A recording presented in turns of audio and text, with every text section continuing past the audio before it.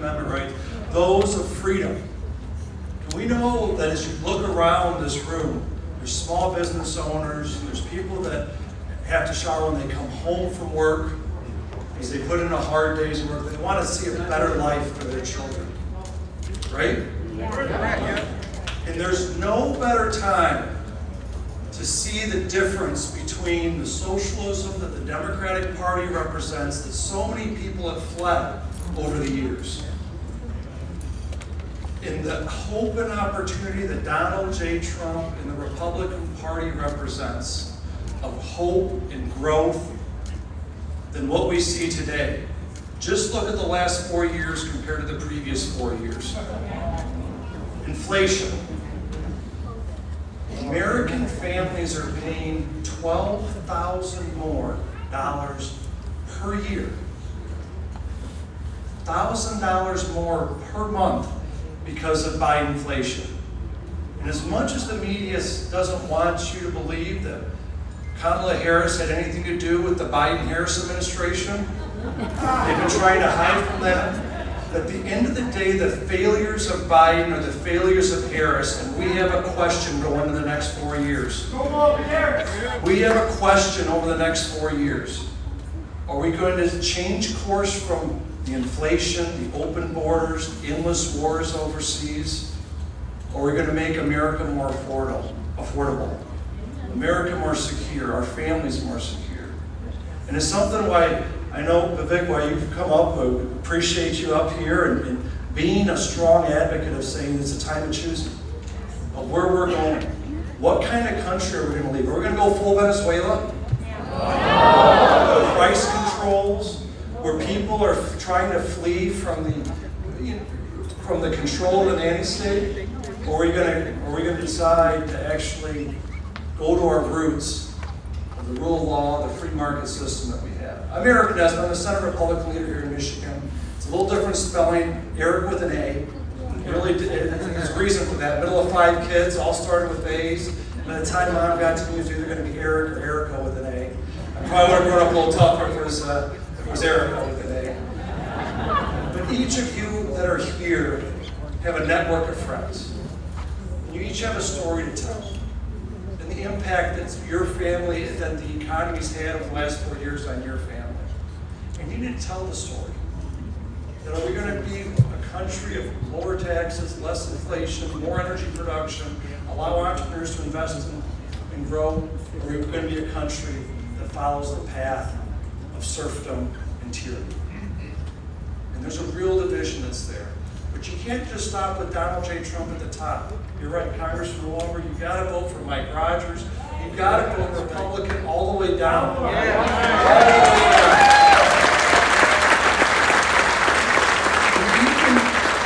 Even positions, you may not even know there's positions like the Wayne State Board of Governors. We got Sonny ready over here.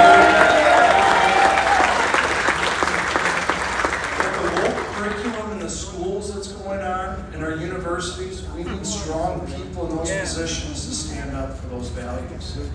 And so I appreciate you guys spending some time here and knowing, and this is a great energy. We had, 24 hours turnaround, and this is the crowd that we have. And so thank you so much. Let's go get yourself a round of applause, guys.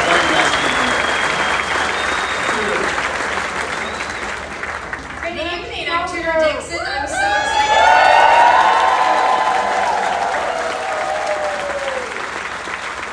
And I'm here mostly because I love you guys.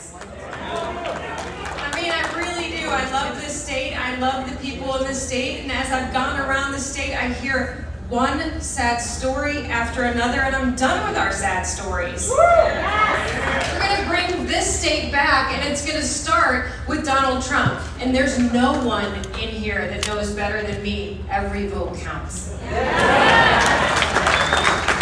we've got to fight back against their lies.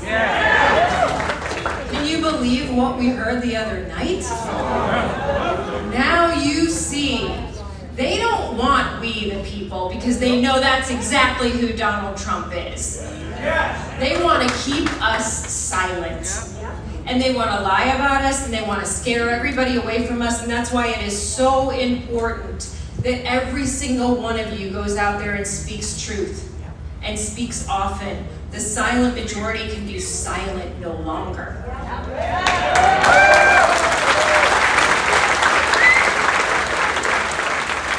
People in this state are especially afraid because we have such tyrants in office. We heard it the entire time I was running. Everybody from the small business owner to the billionaire would say, she's so vindictive. She'll come after me. Weaponization of government. It happens at every single level. And they believe that if they stop Donald Trump, they got us all, and we are not going to let that happen.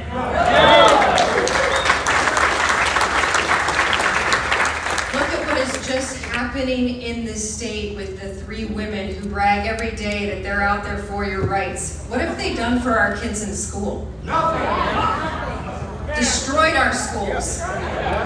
And that's another lie. They went out there and they said when every single Republican goes out there and runs, they say Republicans are going to destroy the public school system. I'm like, what more could we do?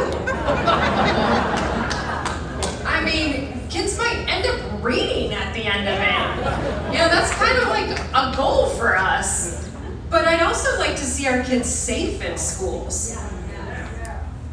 Those are the reasons that we're all here today. But one of the other reasons that we're here, and something we're going to talk about, is that I go grocery shopping every week. It is devastating. I've got a family of 6, and it's tough. I look at my kids and I'm like, yeah, we're not doing this year. We're not doing this year. These are tough times. Families are making tough choices. And when I say tough choices, it's like, do we go to the dentist? That's your child's health. And that goes directly back to Kamala Harris. She is harming every single family in this country, and we are not going to let it happen anymore. Not this year. This year we stand up.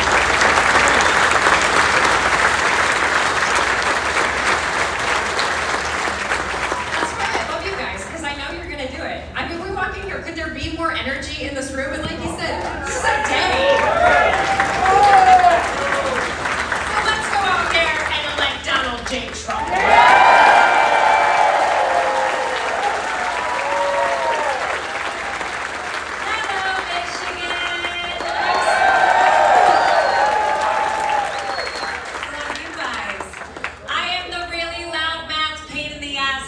For the greatest president that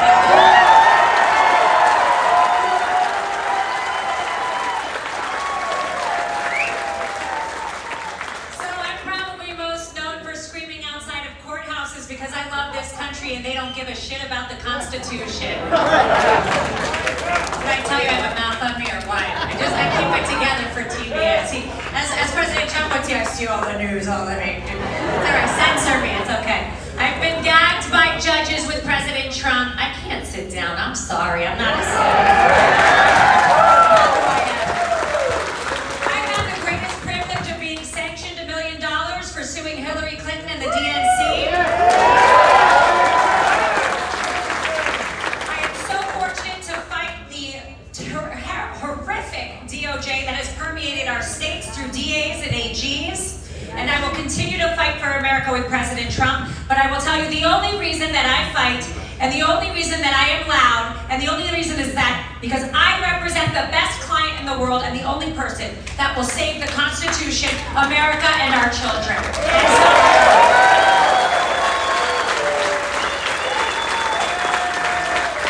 want to specifically talk about Michigan and why I'm excited to start my little campaign tour with the rest of them. But I was not a politician. I am not a politician. But I recently joined the campaign with President Trump because my Judeo-Christian values, I am married to a Jew, I am a proud Chaldean Arab Christian.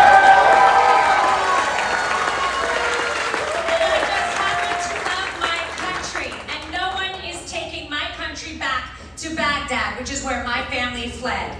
So that is why I am here, because the Christian values, the values of Michigan, the values that I have seen today, and I've been here for 24 hours, and I've got to tell you, the love that I have seen today We are going to save this country. Take your friends to vote because she will ruin everything we stand for. It's not just about economy. It's about safety. Our borders, 325,000 families, children separated because of our open border crisis. Fentanyl coming in, destroying our kids, destroying us.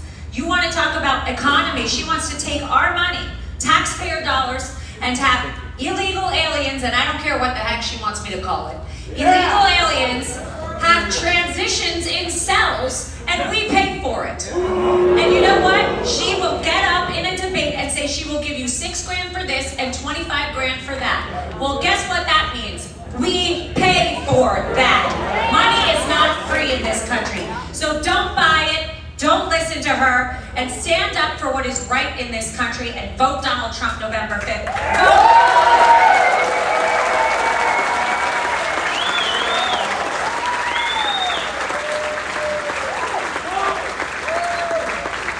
These town halls across the state and the other swing states. We're going to open this up. I want to hear from you.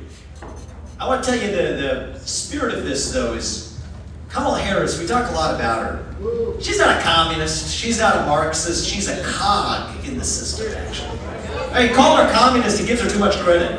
It assumes that she has an ideology. I mean, say what you want. Bernie Sanders, I like the guy. I don't respect his policies. I like him because at least he has policies, even if they're ones that I disagree with.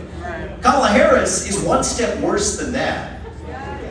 Because she's got nothing. It's a flag that waves in whatever direction the wind is blowing. So we're not up against a candidate here. We're up against a machine.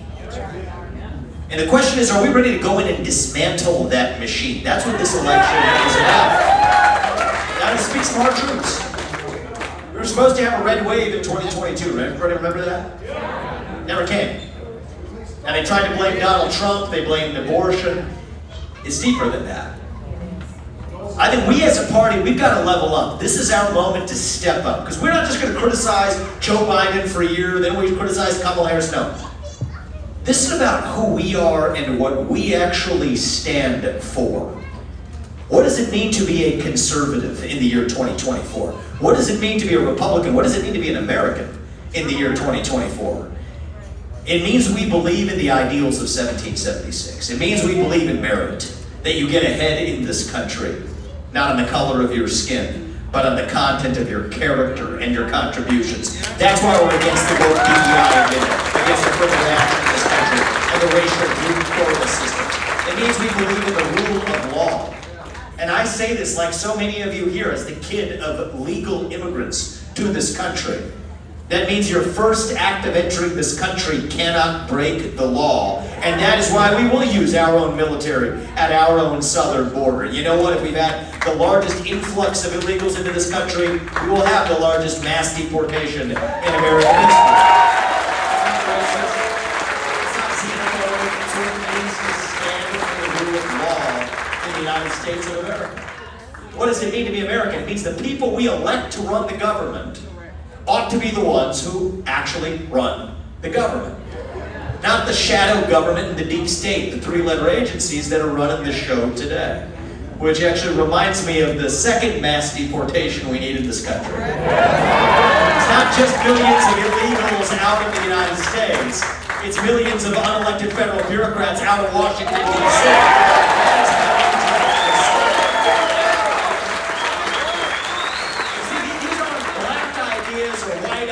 Or Democrat ideas or Republican ideas. They're American ideas that we fought a revolution to secure. And the question for us is, do we believe those ideals that still exist? I actually do. Not some fake politician way. We do. But we're going to have to do the hard work of reviving them. And I'll tell you how it's going to happen. It's going to be by all of us. Not just me, not just Donald Trump, not just the other people on this stage, but every one of you starting to speak the truth in the open again. Say in public what you will say in private at the dinner table. Say it with a spine. Say it with conviction. Say it with respect. But part of respect is that you respect your neighbor enough to tell him what you actually think. Not some woke-washed version of it. That's how we get this country back. You hear on MSNBC about saving our democracy. What does that mean? The best measure of the health of our democracy, I'll tell you what it is. It isn't the number of green pieces of paper in our bank account. It isn't even the number of ballots we cast every November. The best measure of the health of American democracy is the percentage of people who feel free to say what they actually think in public. Right now we're doing poorly. But the only way we're going to fix it is all of us starting to speak openly again. That's what we're going to do today. So let's open this up. I got questions up here, but you know what? I haven't seen a room this packed. Look at the energy you guys brought. I'm going to bring it to you. People who came here and showed up. The floor is yours. Ask us the questions. We're not going to hold back, and I don't want you to hold back either. Let's open this up. That's how we get this country back, all right? Open it up right here. I love it. I have to talk to Vivek Ramaswamy. I saw the way they did an interview on Breakfast Club. You told the story of Dr. Quincy Adams Jr. I literally cried. It was the most beautiful rendition of Americana I've ever heard. You, sir, are truly special. You're a American treasure.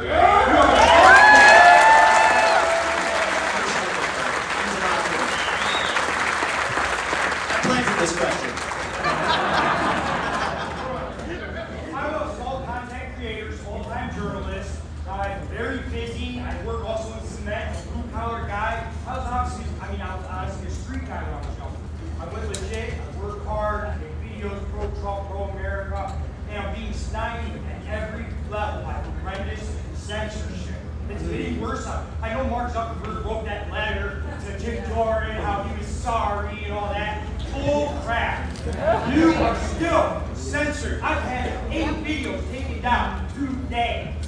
I try sharing. I make documentaries about the Carol tracks of justice.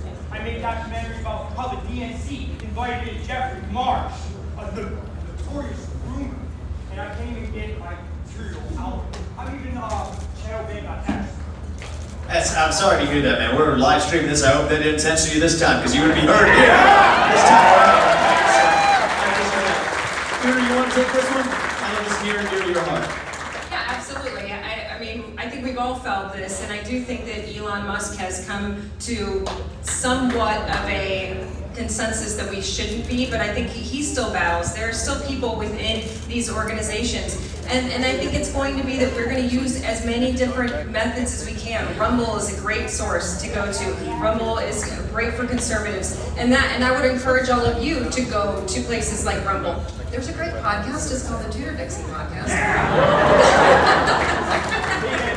But places like Rumble, but also, make sure that you are responding to folks out there that are conservatives, because people will see that too. So just be very active and make sure you're engaging in as much social media as you can, because even your local followers make a huge difference. And that's what we need to remember, that social media may be not comfortable for everybody, but local influencers become very important when it comes to elections like this, because on the other side, they are using their local influencers to go through the community. And so maybe you feel like, I'm not getting as big a reach. Maybe don't focus so much on how far your reach goes in the nation. How far can you get your reach in Michigan? Because that's what we need, is people in Michigan to hear that there is a better opportunity out there.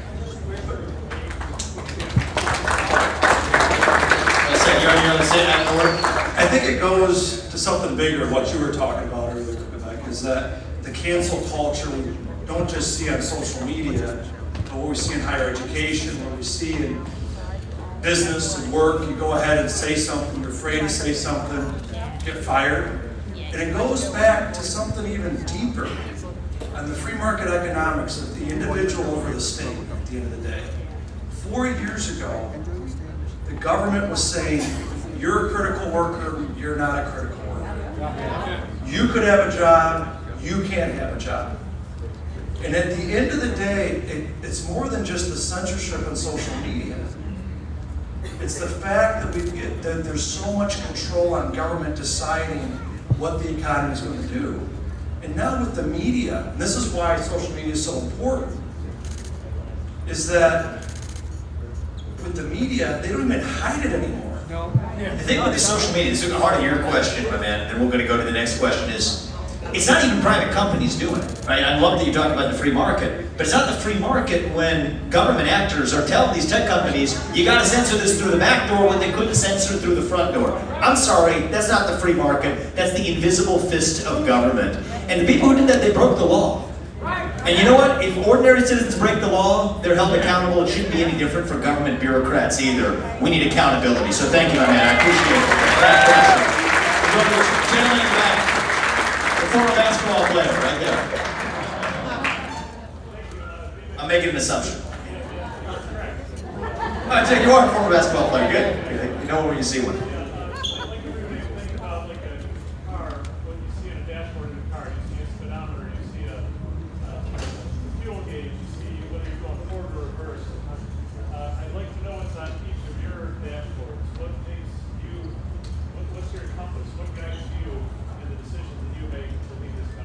Congressman, why don't you go first, and then Hima, we'll hear from you.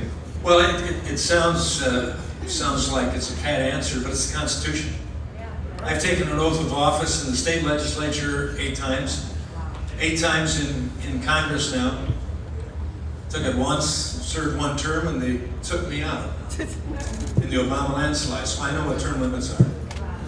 The people did it, and 2 years later, they said, oops, and they put me back. But it's the Constitution that we stand up. Now, sometimes that makes it difficult with my constituents. When I say, you know, I love you, as we've told you tonight, we love you. We really do, because you're American citizens. But when you ask me to do something that I can't do, when it doesn't offer equal benefit, security, and protection, that's Article 1 of the Michigan Constitution. Aric has to deal with that. In the U.S. Constitution, we have not only the articles of the Constitution, but with the 1st, 2nd, 3rd, 4th, 5th, 6th, 10th, the amendments that go on. And they make it very clear how we're supposed to live, how we're supposed to look at things. We talk about meta, we talk about social media. We looked at Section 230 in Energy and Commerce Committee. We're responsible for that. We like to whack big tech, but we also know that Vivek and others wouldn't have the ability to get information out if we didn't have that wonderful thing called the internet. That can be a wonderful tool, but can be a danger as well. So Republicans on Energy and Commerce looked at Section 230 and what we could do, and ultimately decided there has to be a light touch. It can't be government control. We have to let it work. There are dangers there. But that's when it comes to the fact that exactly what Vivek said. We got to speak up. Clear, concise, and not woke. Firm, with a smile on her face. Remember, that makes the liberal worried while you're smiling. But it draws people, and it's common sense that comes out. So yeah, my answer is the Constitution, whether I like it or not, whether it fits with my constituency and getting reelected at times, or it makes it more difficult to say, no, I can't do that. Oh, you're going to take me out? Okay. That may be the case, but you're going to have to work hard. So that's my answer. I respect that. Hima, you want to share your thoughts? I think for me, as an outsider, the first things that I noticed is the freedoms that we have here. Most of the people who come from other countries know that there is no country like America. And I have been to over 20 countries in my life. And I come back here and it's always like home. Yes, this is where I can be me. And yes, I understand the censorship, it's happening everywhere. It's not like as a Republican it's easy for me to be in business. I'm in IT field. Most of Silicon Valley is all Democrats. It's like, and it's everywhere, but I'm a Republican, and I'm loud and I'm proud of being a Republican. It's not so easy for everybody else. But then, this country guarantees everybody freedoms that are not guaranteed in many other countries. Faith, family, freedom. And those are the 3 things that I hold dear, and I feel like this is the only country that stands behind you if you want to exercise all of these 3. Imagine that you can be a boy in the morning, something else in the afternoon, a girl in the evening. All of those are freedoms that are still guaranteed, whatever you want to think it is. Like it could be a mental issue, or it could be whatever, but then they still can choose whatever they want to do, can only happen here. You have freedom of speech. Many countries you don't. And that's exactly why I love this country. Those are the things that we have to make sure that we preserve for the generations to come. Because I feel like more and more, the next generations wouldn't even know if we don't stop it here and say that no, this is guaranteed in our Constitution. Give some other people a chance to hear from you. Right there, man. First, I want to say thank you for your time and your talent for representing us here. I can probably venture to say everyone in this room came out 4 years ago and voted Republican. What I'm most concerned about is everything that was said tonight, this afternoon, is spot on. But what I am most concerned about is election interference.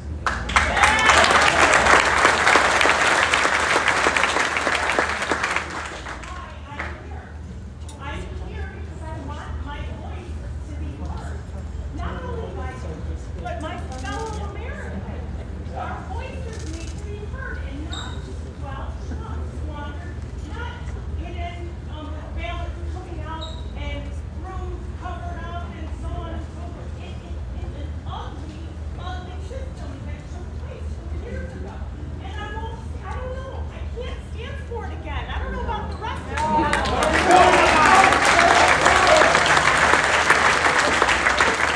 I hear you. I do. So I'll say, kick off with a couple of my thoughts. If the panel wants to jump in after that, I'll give you a perspective as well. So look, let's get to very practical solutions. We need single-day voting on election day as a national holiday with paper ballots. In government issued ID match the voter file. And I believe English is the sole language that appears anywhere on a ballot. That's not too much to ask. But we got a chicken and egg problem.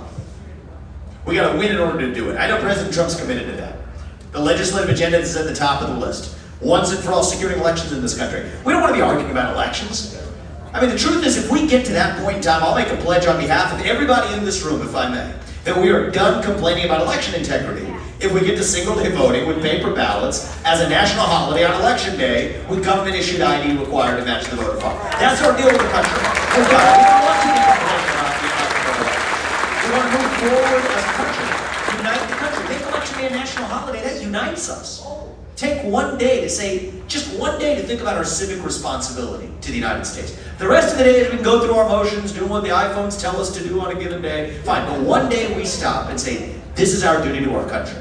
So I don't think it's a Republican versus Democrat issue. But we have this election to get through. And the truth is, 50.1 is not an option this time around. We're skating on thin ice. A landslide minus some shenanigans is still a victory. That's the only choice that we have left, all right? So I'm going to give you a bit of bitter medicine, but it's what I tell my kids, it's what I preach to the left, it's what I preach to kids on college campuses. I think we got to preach the same to our own side. The number one factor, not the only factor, but the number one factor that determines whether you succeed in achieving your goal is you. It's not the only thing that matters. There's a lot else that matters in life. We can complain about it. Life is not fair. Never has been. It's not an even playing field. But it's what Hima said earlier. Hardship is not the same thing as victimhood. Hardship is inevitable.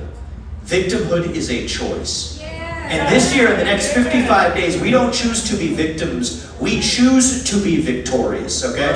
So are we rolling the ball uphill? We are. Is winning this Michigan by 10 votes good enough? It's not.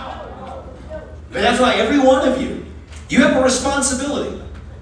Every one of you, you have your own unique God-given gifts. Those of you with money, great, use it. Support the victory. Those of you without that, but with extra time, great, use it. Knock on some extra doors. Make some extra phone calls. But every one of you has your job to play. So we're not going to have a country to save, left to save, if we complain that the other side was unfair. They are unfair. Anybody watch that debate the other night, that 3-on-1 onslaught? Well, that's the way it works. But the truth is, we're fighting for something bigger. This is not just about complaining about fairness. Fairness doesn't exist. This is about saving a republic in our final hour of need. If we fail to do it before my 4-year-old son, who sent me off today before I came to Michigan, if he's in high school before we get this right, I'm sorry, we don't have a country left. Okay, that's the window we're working within. This may be our last best chance to do it. So is this fair? No, it's not. Make it too big to rig, make it actually happen, and win by a decisive enough margin. That's how we unite and save this country. It's the only option we've got. After that, we secure our elections. Congressman, can you give us a word on this? We're going to do next. I appreciate you asking that question. I hold town halls all across my district. I'm not afraid to go there, like Harris is afraid to take questions. And I get those same questions. Congressman, how can I trust the fact that my vote counts? Well, then you ought to ask that. There's plenty of reasons why you ought to worry about that. I was one of the 140 members of Congress on January 6th who voted to object to the electors in a number of states. I was one of 3 Republicans in Congress who signed on to object to Michigan's electors. And for the next 2 years, I was canceled by PAC groups, by manufacturing corporations and others for being one of those. So I get it. I get it. What our Secretary of State did here, what she told her clerks to do, was illegal. So even if the vote count came out right, it was done wrong. But, as Vivek said, that's then, this is now. I grew up on the south side of Chicago. I'm probably still voting there.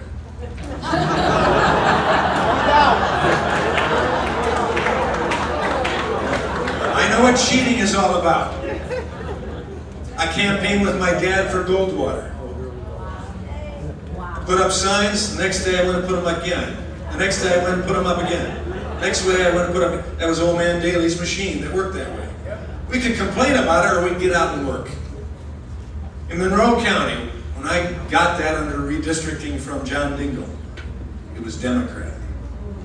It is now the strongest Republican voting county of my 10 counties. Why? Because I decided that I'm not going to complain. But these blue-collar union workers, AFL-CIO, UAW, Teamsters, iron workers, they have the same values that I have. They just need to find out. And so we told them that. And then I said, you need to vote for me. And you need to vote for Donald Trump. When I complain about Donald Trump's personality on occasion now, they jump all over me. What do you mean? He talks like us. What I'm saying is, we got to forget that. We've got to get out and vote. We've got to get to the polls. We've got to grab people, get them to the polls. We've got to talk it up as if we are winning, and we are. The media won't tell you that, but we're winning the hearts and minds of people. In that case, someday we'll have a national holiday. Someday we will take it as serious as those that have to stick their thumbs in a bottle of ink and vote. And then go out on the streets knowing that a terrorist may take them out, but they voted. Are we willing to do the same thing? Are you willing to be an election worker, a poll watcher, a ballot counter? Are you willing to stand there and take down pizza boxes from the windows? If we do that, we'll win. I think I'd like to add something to that because I think some of you are out there going, but we have the most corrupt Secretary of State in the country. That is true. There is one big difference between 2020 and today, and that is that the RNC is now involved in elections. And this is not ignorance. This is not that she is naive. She is an attorney. She knows the law. She is full on corrupt. That is the problem that we have with Jocelyn Benson. She has now, I think it was just her 8th lawsuit that she lost. She went, and when he says what she did was illegal in 2020, it was illegal. That's what happens when you lose your lawsuit. And now we are prepared for 2024. But the last one that she lost, she took to the Michigan Supreme Court. And think about how twisted this is. Because if you just want a legal opinion on getting RFK off the ballot, if you really don't know, even though you're an attorney, but like I said, number 8, I think, she went to the Court of Appeals and they said, no, he doesn't have to be on the ballot, you can take him off. Okay, so if you're the Secretary of State, don't you feel like you did your job? You found out, he can be taken off, I can take him off. Why wouldn't she? Why would she want voters to vote for someone who's not going to be president? Why would she want to mess with someone's vote? So then she takes it to the Michigan Supreme Court, which is all Democrats. The 2 Republicans were like, this is absurd, absurd. And she gets him back on the ballot. So, your concern is warranted because she's still playing games. She's an attorney and she knows she's playing games. But we need to be there to watch them. I've been told we're unable to take any more questions, but I promised her we would take one. So you get the last word, and then we'll wrap it up. My question is, what do we do about the dishonesty of candidates in our election? So look, the question is, politics, it's just off the way where you left off, Tudor. Politics is corrupt. What do we have? The dishonesty of candidates at every level. And the truth of the matter is that this actually brings us back to why I'm supporting Donald Trump. At the core of it is, he is somebody who came from outside of politics. Right? I think we need people who go into public service to actually serve the public. People don't have to be going through this, you know? His best moment in the debates, and I'll say this about the debates, it's funny how this worked, right? They had their debate with Joe Biden as the earliest ever presidential debate in recorded U.S. history. Oh, I don't want to pat my, I wish I was wrong. I wish I was wrong. It was as a setup to be able to swap him out. And the public they have the public falling for the trap. Because for a month, they went after Joe Biden. And so even many of my independent friends, tell your friends in Michigan the same thing to see through it. Because as I've heard, the media's not biased. They went after Joe Biden even harder than they went after Donald Trump. That was part of the plan. Only to build up credibility that they're now using to prop up Kamala Harris. But anyway, the truth of the matter is, the people we elect to run the government, mostly, they're not even the ones running the government.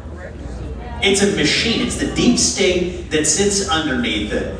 And if you want a candidate who's going to get in there and finally not just bring a chisel, but bring a jackhammer to break the thing, if needed, fire 75% of those federal bureaucrats, send them back, shut down agencies like the U.S. Department of Education, send that money back to the states and the people. Go in there and break things, you know? There's always a risk. Maybe you don't cut enough fat. That's what most people do. I'm going to go in there, I'm going to cut just the right amount and see how it goes. No, it doesn't work because they're going to grow right back. What Donald Trump's going to do is, you know, you might go in there, you might cut so much fat that maybe you cut some muscle along the way. Maybe things are a little bit rough at times, but you know what? That's what it takes to actually get this right. So it takes somebody from the outside who's doing this for the right reasons. That's why I'm supporting Donald Trump. And I think we need more of that in American politics. Many of you are here. One of the things that I love about Hima is an outsider. Doesn't have to be doing what you're doing at every level. It's not just the presidency. At every level, from Congress to local to state level, that's actually what we require. And if you do, right, this is our moment. We don't have to be, Donald Trump said this in the debate, and it was true. He said we're a nation in decline. It's true. It's not. Ronald Reagan, if he were here, wouldn't tell you that it's morning in America right now, because it's not. But it can be. See, we don't have to be this nation in decline anymore. We don't have to be at the end of the ancient Roman Empire. I don't think so. I think we still can be a nation in our ascent. A nation whose best days, not in some fake politician way, but in a true way, a nation whose best days are actually still ahead of us.